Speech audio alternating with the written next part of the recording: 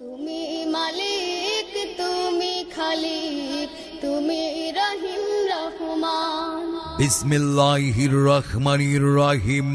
সম্মানিত এলাকাবাসী, সুপ্রিয় তৌহিদি জনতা, আসসালামু আলাইকুম।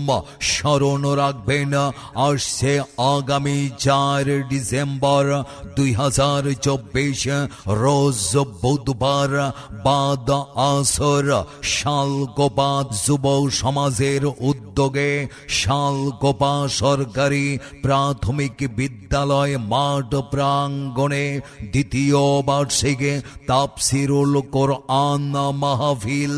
তুমি মালিক, তুমি খালিক, তুমি রহিম রহমান।